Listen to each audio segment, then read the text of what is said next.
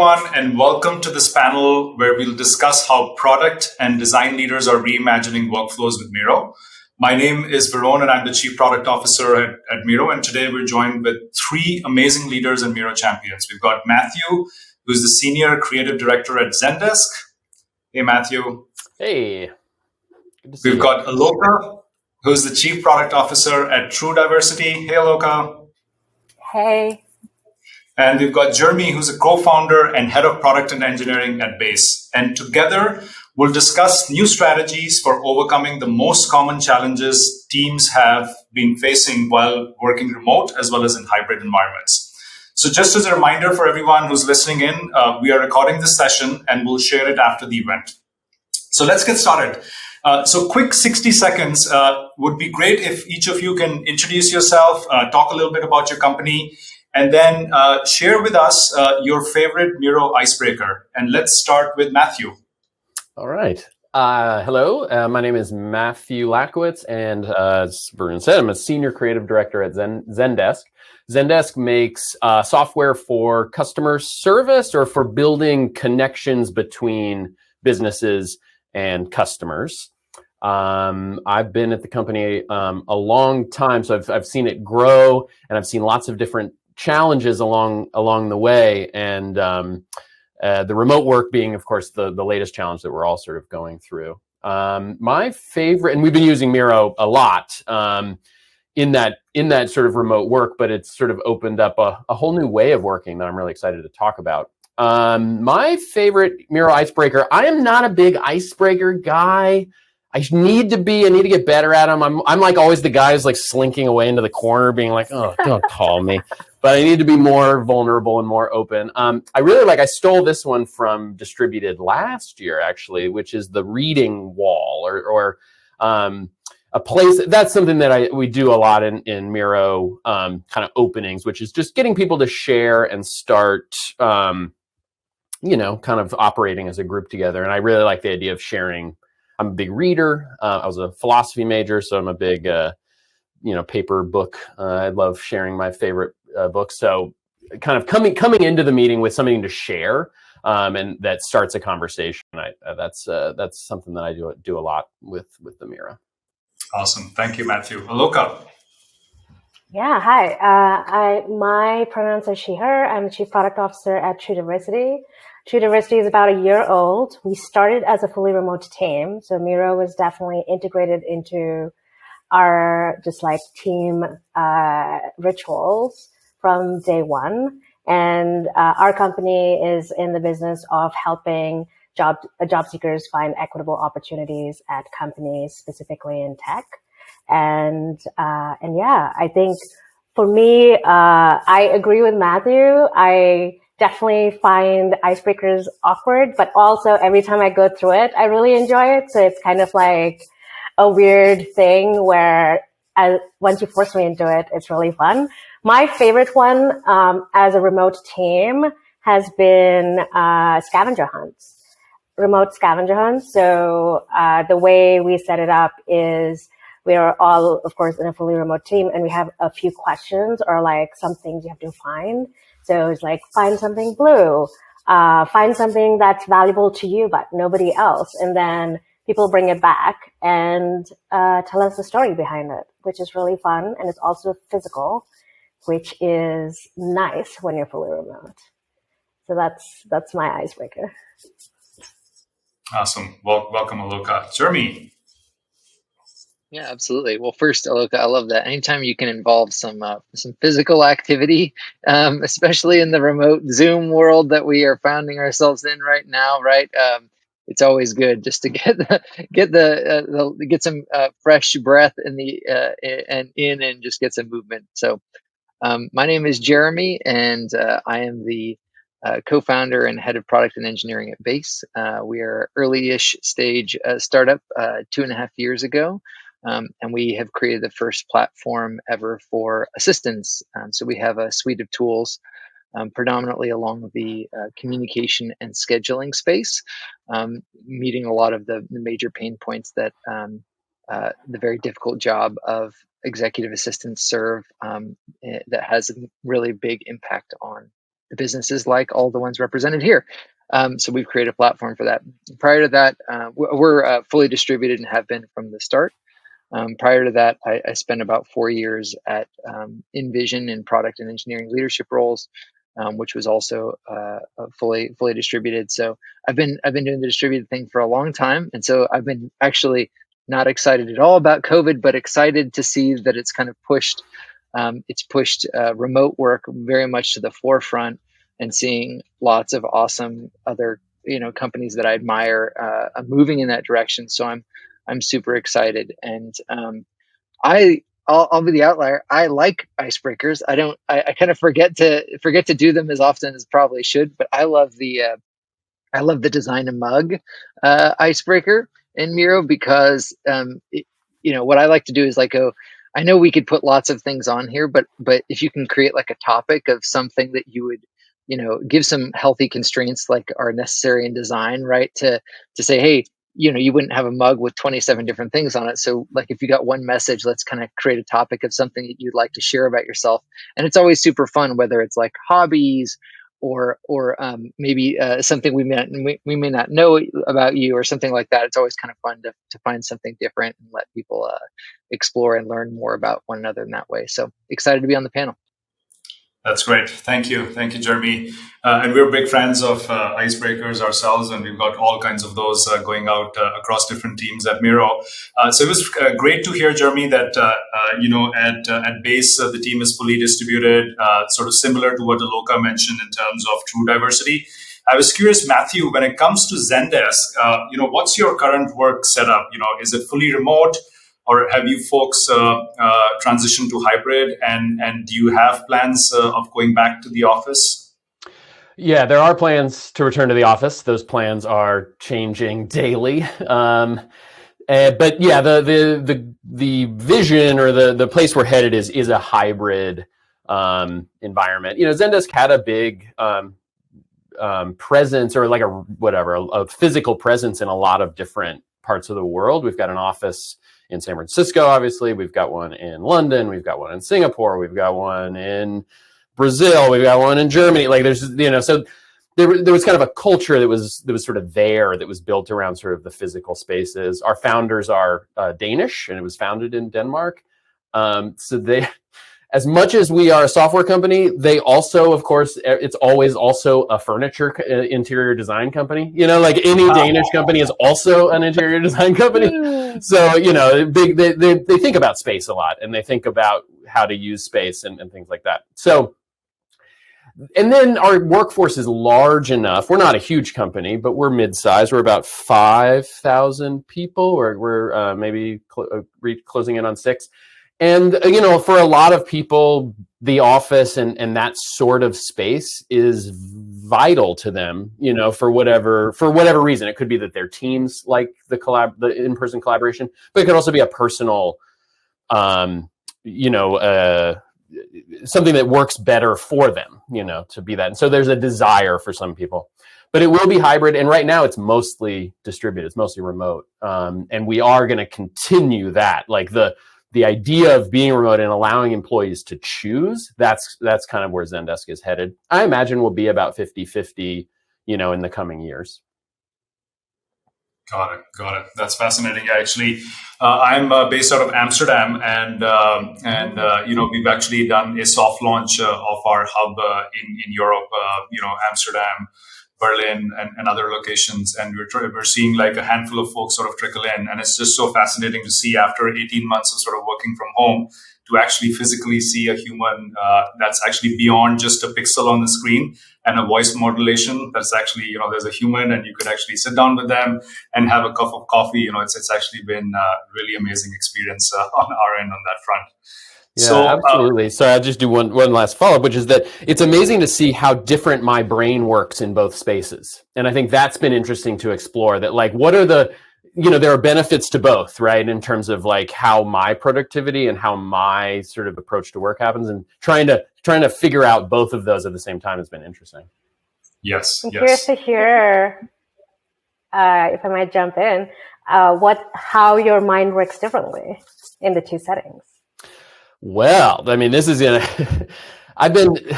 This is my chance to mention a book that I really love.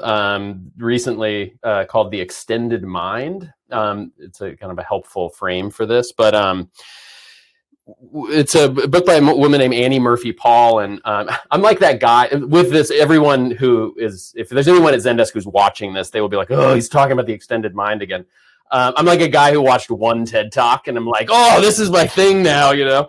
But it really resonated with me because she talks a lot about how the human brain evolved in physical space, and it evolved in the forest, and it evolved, you know, in small groups, and so that she thinks of the mind not as this like brain bound singular object that operates like a computer, right? A computer works the same way whether you put it in a basement or whether you put it in a light filled room. The computer doesn't mind, right? It works in either ways. But a human brain does. It starts to work differently because the way that she explains it is we think through our environment. We think through our peers. We think through our habits like notebooks and, you know, sketching, and there's all these ways in which we process information by extending. So by being in a remote environment, I've lost a lot of that. Like Jeremy, you and Aloka, you were talking about adding physicality into the icebreakers. And like, I've realized, yeah, like that's one area in which my brain has been shut down. Like the physical way in which I process information, whether that's being able to walk around a room and use a whiteboard or you know, whatever else, it's really cut that off. So my brain, in order to work that way, I have to figure out, well, how can I extend my mind to benefit from the physical ways in which my mind works? And then when I'm in a physical space, it's the being surrounded by people, right? And how that affects my ability to focus. Like, and so when I'm remote, like there's a big ability for me to. It's easy to get distracted on the internet, but it's also easy for me to just shut everything off, and then I'm in my own space. And so I'm, you know, how I work in both of those, I'm trying to be really sensitive. And that's what we were talking about. We're going to get into it, but with our teams, like I'm trying to be really sensitive with like, how does my team work together, you know, in a way that is productive and works with how they work, you know, works with like, so that we're not forcing people to kind of say like, this is the way that anybody works, but instead recognizing that depending on the environment, depending on their home situation, whatever, there's like different ways to organize ourselves such that we get the most out of our brains and that we don't, you know, aren't so depleted at the end of the day. Die trying. Yeah, that's an important part there. Yeah. Yeah, no, I think that's great. And I would love to hear, maybe we could start with Jeremy and then go to Aloka and then to Matthew.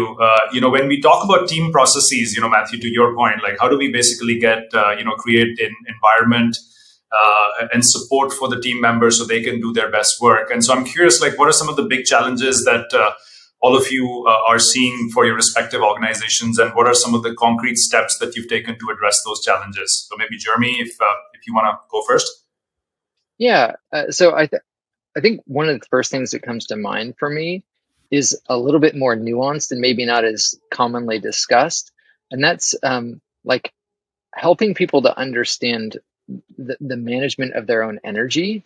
And it kind of goes a little bit to what Matthew was talking about, right? Like, is like, how do we, you know, leverage the benefits of this distributed nature, right? The fact that, Varun, you're in Amsterdam right now, and we get to be on this, right? And like, if I were to hire you, if that were the situation, I wouldn't be able to do that, right? Because there's a lot of benefits, but there are some drawbacks, right? And understanding that and trying to help people to understand and even to connect with how do you do your best work. And I think a lot of times, especially when we are all in a similar physical environment, like that's one of the benefits of that Danish thing is you can create that a little bit, right? Like you can create an environment where certain, you know, stimuli occur at different times, like, and you don't have to think through that as a worker, right? You don't have to consider those sorts of things, but you have to take a little more responsibility. And I think as managers and leaders in particular, we need to take on even more responsibility for helping people to recognize that.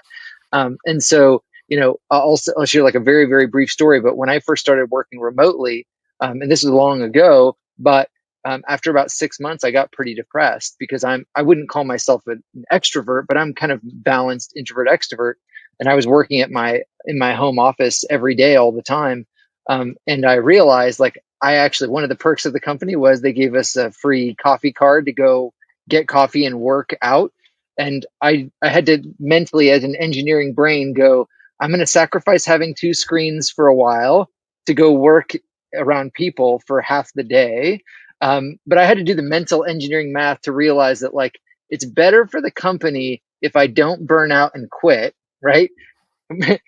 But maybe have marginally less productivity for a few hours while I have a single screen. Right now, there are better solutions for that, but even still, I mean, like, and I share that story with my people because I want them to understand I've gone through the same thing myself, right?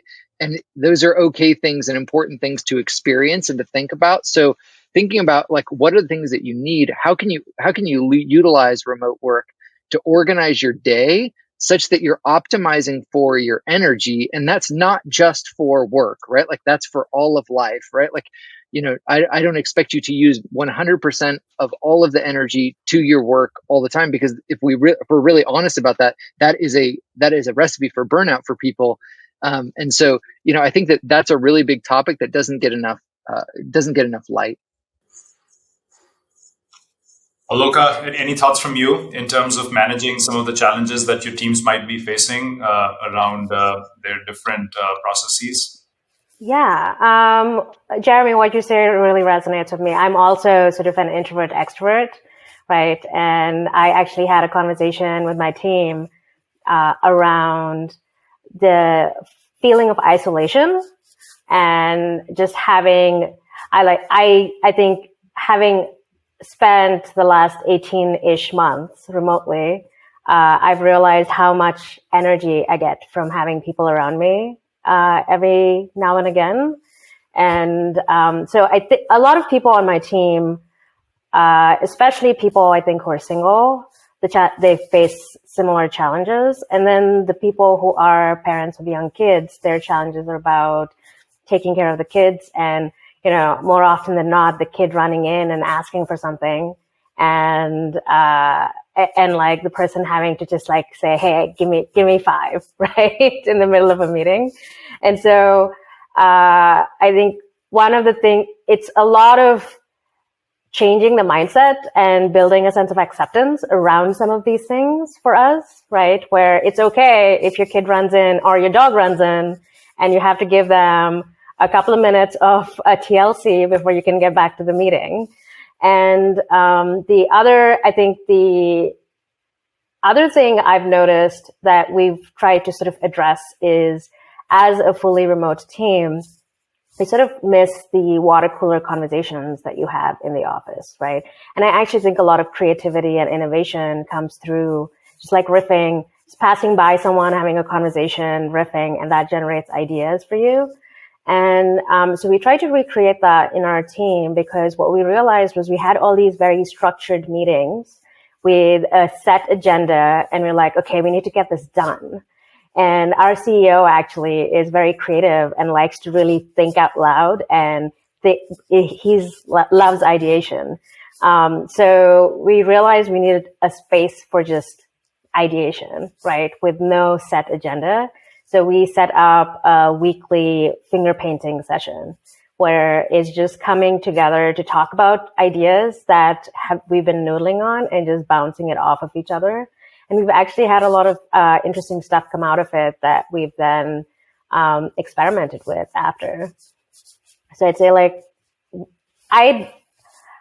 we're trying to figure out how to change our lens and lean into the advantages of being remote, right? And how do we take advantage of the fact that you have more flexibility now because you're working from home?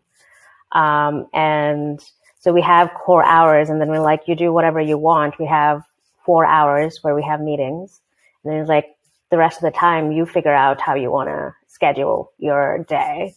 So we try to do things like that to really get around this sort of blend of work and home. That's great, Look, I really love the idea of having these open-ended sort of meetings where people can bring their ideas and sort of brainstorm outside of a very well-structured meeting that oftentimes can contain. the creativity in the room. So that's a great suggestion. Now, Matthew, I know that you've been running a bunch of strategy sessions with your team, and Miro has been playing a little bit of a part in sort of helping facilitate those meetings. Can you tell us a little bit more about these sessions and how they've been beneficial for you and for your team?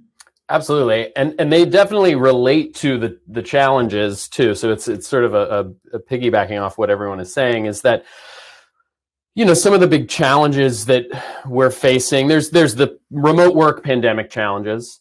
There's for Zendesk, there's growth challenges, and any software company is hoping for those challenges, but they are challenges. You get new people, new processes, and what we found, what happened obviously is we had good processes in place before the pandemic. It weren't perfect, but we had gotten to a point where we're like, all right, we're running as a company. This is good. Like our teams are figuring it out. And it was a place of stability. And then we were thrown into a place of chaos where all of a sudden, how does a group of people work together? How do we as individuals work together to agree on something, and it seems like, oh, it's easy. We'll just agree on things, or how do we ideate as a group? And yet, as soon as we entered into the virtual only world, what happened for us, and I think probably for others, I've read some New York Times opinion pieces, is that it's all abstract. It's all vapor, right? It's like, where did the thing go? There's no, we're very spatial creatures, as I said, like, or again, the extended mind, I watched the TED Talk, but we're really good at like knowing, like, it's what makes working in a room or an office that's stable really nice. We can tack things up on the wall, and like our brains remember where the information was, and we can see it from a distance, right? It's very hard to see and to get perspective in the computer. It's all just like layered on top of each other and vaporware and everything. So we were trying to figure out, like, okay, we need to collaborate better, and we need to figure out as a group how we're going to address some of these new challenges. So, for instance, I'll tell a story about our events team. So, our event marketing team was thrown for a loop, as any a person whose work was dependent on physical space was, and we were like, what do we do? How do we move forward? And well, okay, you could get a bunch of people in a Zoom and they can talk about things, and maybe you start a doc and like all this stuff, and that's helpful, but it's like the group never moved. It's like it would throw a bunch of ideas out there, and then nothing would kind of come out of it. And so I started running some like design thinking sessions. I'm sure there's some IDEO design thinking nerds in the audience, and I'd run those sessions in physical space, but I was like, oh well, Miro. We had just like started using Miro, and I was like, oh great, Miro. It's a virtual whiteboard. Great, I'll use it that way. And it was, and what I realized when I started using Miro to run these strategy sessions, and we did this typical sort of, again, IDEO stuff, like what's the challenge that we're facing. How might we solve that challenge, the thing? And, I recommend IDEO U if you're interested in this stuff, never done design thinking. But what Miro allowed us to do was to create a visible and what's the right word? It's an artifact, like it's stuck around, right? And it was spatial. So we could have parts of the board where it was like, all right, here's where we're identifying our challenges, right? Over here. And that was, now people could return to it, and it was spatial, and it, like, all of a sudden the group could think together as a group. And so, we would run them through it. Usually I run like 3 big sessions with a group. And so with the event marketing team, it was like, what are all the things that what are the challenges? What are our goals with events? What are we trying to do? And then it's like, well, how might we accomplish these goals in a virtual space? And then we use stickies, and we use voting, and all the great pieces of Miro. We would collect inspiration. One of the great pieces of Miro is that it's unlike a whiteboard. You can bring in digital objects and stick, put them around. So we could build mood boards and stuff as a group. And that then again, it just helped the group process the situation in a way that a doc or a Zoom conversation just couldn't. Like, I couldn't guide the group into agreeing on anything. I couldn't guide the group into imagining a new situation or coalescing around one. But Miro, again, it focused everyone's attention into a space. And that, I think that is the key kind of insight that I had about virtual work. And it's not, I'm sure lots of people, it's not a brilliant insight. It's like one of my favorite authors calls them banal insights. It's like you have it and you're like, oh, I guess that's kind of obvious. But to me, it was like an insight where it was like, oh, I need a space. I need to get people together where they see each other's cursors, because to get a group to work together, they need to feel like a group. We need to feel like a group. We need to feel like we're all together. And Zoom is the opposite of that. It's one-way communication, as we're seeing right now. I'm the only one who can talk. Like, nobody else can talk, right? It's weird. But once you get into a Miro space, all of a sudden you've got a second channel where everyone can, you can like tag each other stickies. You can comment on stickies. You can kind of operate there. So it allowed the group vibe to come alive again. That's great. Yeah, I think the power of like one-way communications versus two-way, more collaborative, more visual. Definitely seen a lot of power of that. I was curious, actually, Jeremy. Maybe we'll go to you next, and then maybe Aloka can sort of build on it, given sort of the philosophy she talked about her CEO has, where there's a mix of autonomy and sort of shared vision. So. How do you ensure, Jeremy, that teams across functions, so sales and marketing and HR and finance and product and engineering and so on and so forth, how do you make sure that these folks are aligned in the current environment, both in terms of a shared vision, but also in terms of like priorities and planning? And then maybe Aloka, if you can build on it and talk a little bit around sort of the autonomy, how do you then balance autonomy along with getting to outcomes, given sort of the context that you shared with us. So Jeremy, over to you. Yeah. So before I go high level about like kind of all across the org, I want to actually key in on like product engineering design, because I think it relates to what Matthew was just talking about, and I think that Miro is a great tool for this. Is probably most of us have done some sort of version of a cut line prioritization, right, where you've got a bunch of stickies or whatever, some artifact that represents an idea, a feature, product, whatever that you want to build. And, this makes the cut and this doesn't, right? And that, I think, one of the things that you find with physical space is while you get the energy of the collaboration being in person, which is very beneficial, you also have that like oftentimes, who's taking and making sure this thing that was done like in a physical space now makes it to the place where we actually work, which tends to be a digital thing, right?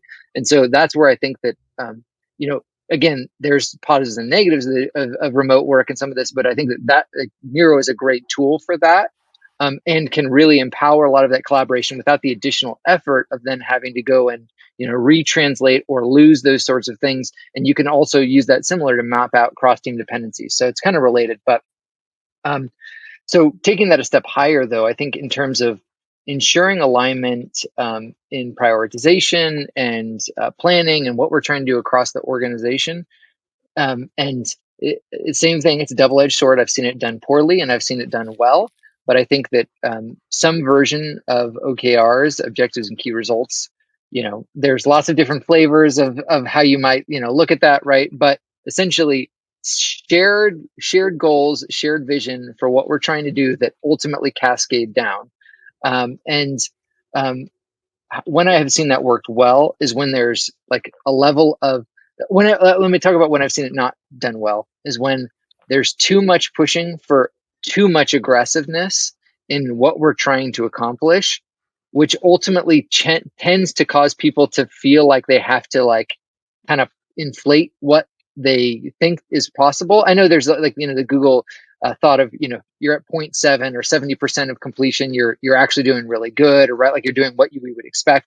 And I think that's fine, right? But like, if we get too high in our expectations and inflation, what happens is the classical product problem, which is we aren't really prioritizing, right? We end up Sales has like, yeah, they had these 2 OKRs that kind of match up to the top level ones, but then there's like, really, there's this other thing. There are these other 2 or 3 things that aren't really mapped. And then you get, halfway through the quarter and they're not any progress, and you get to the end of the quarter and go, well, where is that? And what is it doing? Oh, well, we really didn't prioritize that. And again, better off just to start off with, in my opinion, less that we feel like a high level of confidence that we can actually accomplish, because what that allows us to do is or start broad and then cut those things down, like with a cut line, right? To go, what do we really think we can accomplish, and what's going to really move the needle for the business? And then checking in on those things and making sure that we're actually making active progress. And I think that that's another thing that doesn't happen sometimes, is it's like, hey, we got this OKR, and we get 3/4 of the way through the quarter, if they're quarterly, and where are we? Well, we're not doing well. Well, at that point, you don't have much time to really adjust and try and realign and figure that out. So, what I've seen work best is at least monthly checking in on those things at all cascading levels and finding out, do we really think this is realistic? Has dependencies changed? Like sometimes you find, hey, there's a vendor that we thought we were going to be able to partner with, or some external force that we can't move, right? Like, those sorts of things. Well, let's just make that clear and say, hey, we're either no longer going to consider this an OKR because it's going to end up causing problems across the org, or, is there any other way we can go around that and whatnot? But I have found that when they're done well, they can really drive alignment across all levels of the org. Yeah, I think to add to that, I totally agree on the OKRs, and that's definitely something we do. I've had, True Diversity is a very small team, so it actually it's been easier than my past experiences working cross-functionally. I used to work at Pivotal before, and we were about I think 5,000 strong or something. So it definitely was more challenging, and we used, I think, Miro in more interesting and complex ways there. Little known fact, I think might have been one of the early users of Miro. I started using Miro in 2014. So it's been 7 years of using Miro. And Pivotal was a power user of Miro back in the day. But anyway, so I think there are 3 things when it comes to sort of cross-functional goals and tracking, right? When you talk about creation of those, I think there are 3 ways you end up there, or 2 ways. One is validation, right? Like one person's taking on the burden of creating those goals. That could be the CEO, and then getting input from other people. And I don't necessarily think Miro is the right tool for that, right? Like our CEO did some financial modeling and came up with some numbers of goals we want to hit, and he did that in spreadsheets, and we had a conversation around that after he'd done that work. And so it was more getting input. I think when it comes down to collaboration and group decision making, I think Miro is a fantastic tool. I think that the really interesting thing for me and my journey, which is slightly different from Matthew's, is that at Pivotal, we started off with facilitation and group decision making as a core part of how we work. And a mentor of mine, Janice Frazier, came in and basically coached the entire company on how to facilitate collaborative conversations with a goal of decision making at the end of it.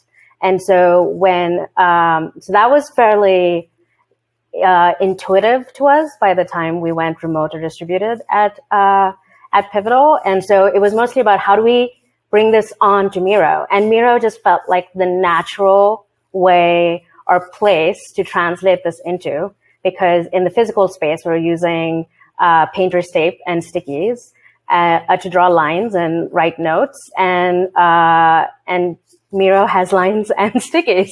So it felt very natural. And we used to use dot vote, which Miro also has. So it had all the tools that we needed to move something physical into a virtual space. And I think that group decision making is really amazing in Miro, especially if you have to be remote.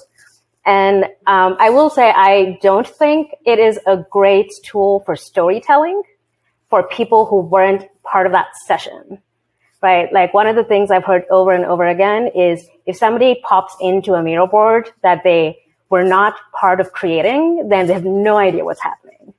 And so at Pivotal, our SVP, our head of R&D, worked with the C-level to build out our R&D strategy in Miro. But then he translated that into a story and a deck that he was able to create a compelling narrative around, right? And I think when you talk about these like cross-functional goal setting, while Miro is great and we use that all the time to get to collaborative decision making, we do take that extra step of turning that into how do we communicate this to teams and how do we make it compelling so that they're able to understand the core principles and why we're making decisions that we're making, so that it'll help them figure out what they should do that will naturally tie into these goals that we're trying to do. And so as it relates to tracking, I will say tracking towards goals, I have never seen anyone do it well. So if anyone has like a really good success story around it, I would love to hear it. I think it's incredibly challenging to do, and it gets more challenging the bigger the teams get. Our team, given that it's smaller, we're still pretty decent at it. We have specific goals and OKRs, and every month we run numbers and we talk about where are our numbers, why are our numbers there, and what are we going to do in the next month to make it better, which is fairly easy, I would say, because we're early stage. But I worked at big companies, and setting those goals and getting sales and marketing and product and everyone moving in the same direction is definitely a lot more challenging. But like I think the closest to good I've seen is having some quantifiable, measurable goals and checking in on them and being able to really have that conversation of, if we're not meeting these goals, what can we do? What can we change to make progress? That's really great, Aloka. And I think like the mark of a great user and a customer is when they're really candid with the company. So thank you for all the observations. And I think thank you for the feature suggestion as well. How do we make sure that we think about the user journey from going from unstructured to maybe semi-structured? Your example around your CTO and telling the story and converting their Miro board into a presentation definitely resonates a lot. So thanks for that. And thanks for being a loyal user, for being with us for 7 years. We definitely appreciate that. That's amazing. That's truly amazing. So Matthew, maybe a question for you. As you sort of think about rituals and sort of best practices, that Zendesk probably adopted as you went remote. What is it that's actually resonating a lot that you're going to keep while going forward? It's tough because it's both, and I'm sure everyone feels this, like the importance of ritual and of having these, regular ways of reinforcing whatever it is, culture, the ways that, decisions get made, the values, whatever it is that the kind of the ritual is there to kind of help reinforce. And, what do we mean by ritual? So, right, an easy ritual is every Friday we go out to lunch as a team and we talk about our weekends, and that helps us connect as a team and whatever. And that's fine. That's a great ritual. But in the virtual space, nobody wants another Zoom call. I mean, we're just exhausted by it. And so the idea of a Zoom happy hour is so depressing to me. And I've done them. Obviously, we all have. But, it's that thing, like one person can talk and it's just like, ugh. So what we've found, and so I, like Aloka was saying about tracking goals. I feel the same about rituals. Like if anyone's got great ideas, hit me up. And love to hear.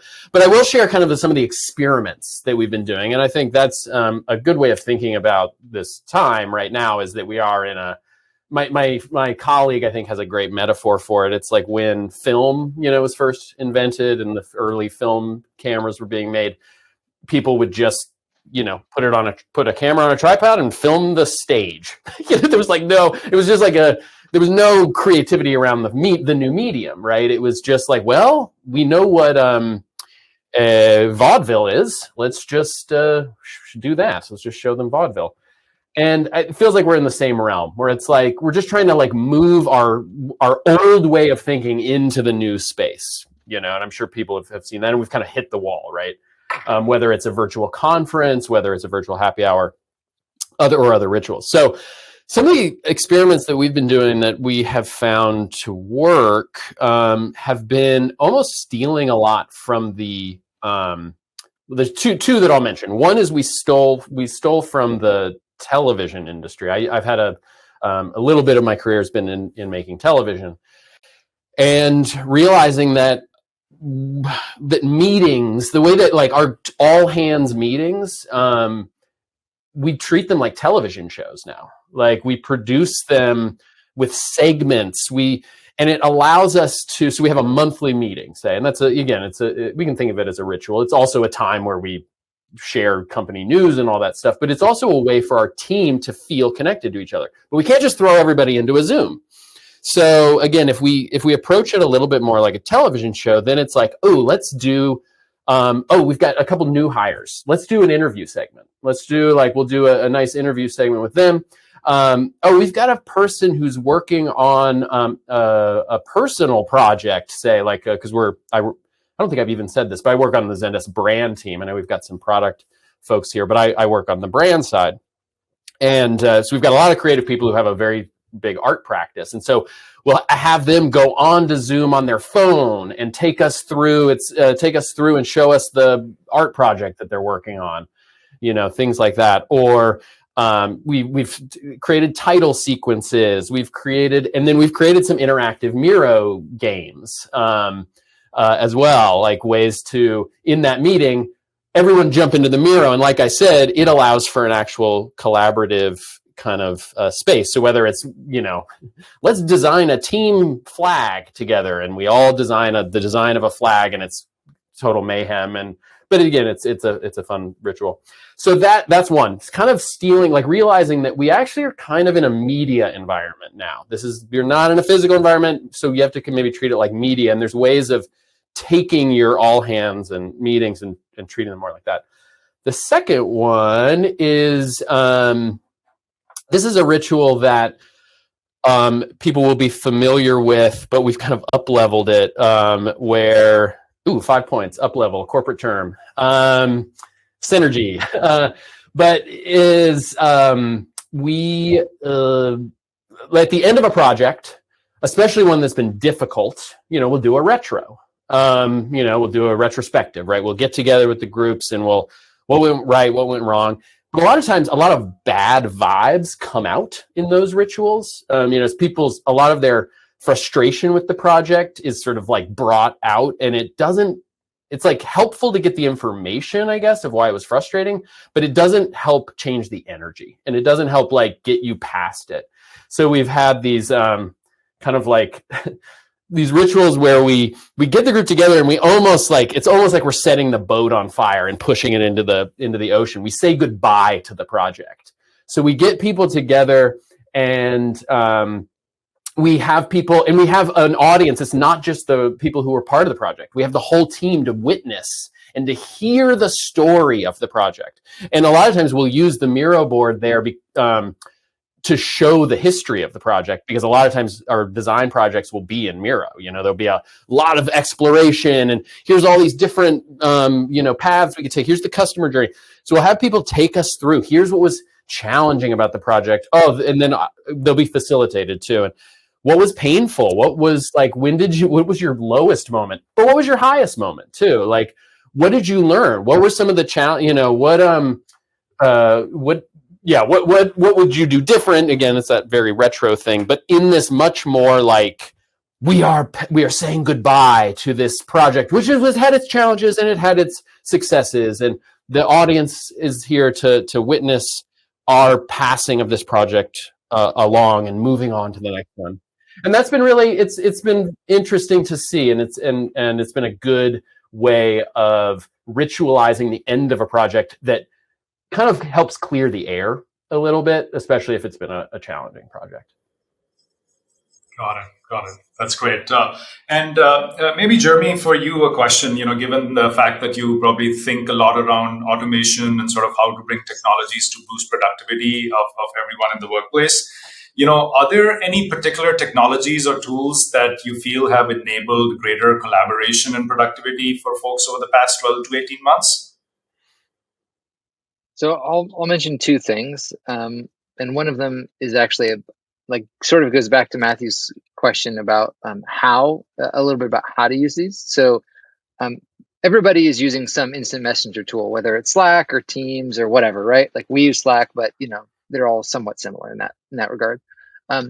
What I recently realized, I've been doing this for a long time, and I think it's important to understand, and I actually had to do like a session, sort of like a retrospective with a bunch of people about this to figure out, how do you use Slack, right? How do you use, and it's funny, I've done this a long time. I never thought about this, but the reality is that people use Slack differently. And I'm not just talking about basic etiquette of like, don't @ channel, right? Like that's kind of, obvious, but I'm more talking about like, whether you're an engineer or a designer or a product person or salesperson, and we all have different schedules and whatnot.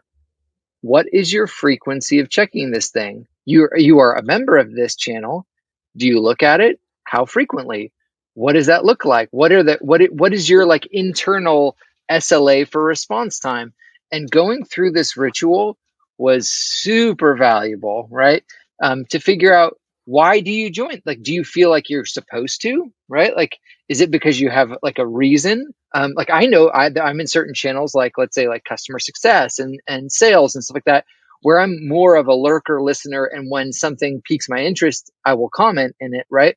But I found it very, very valuable. So if you haven't gone through this practice, especially as a leader, and in particular, if you have, unstated expectations as it relates to those things, as I did, making those things explicit is really valuable. Like I went through and we determined each team, hey, here's my kind of expectation of how frequently you check and what you need to do with that, right? Like, and that was really, really valuable. So I know that seems kind of basic and maybe everyone has done this, but I had been leading teams for like 10 plus years and had never thought to do that. So that's one.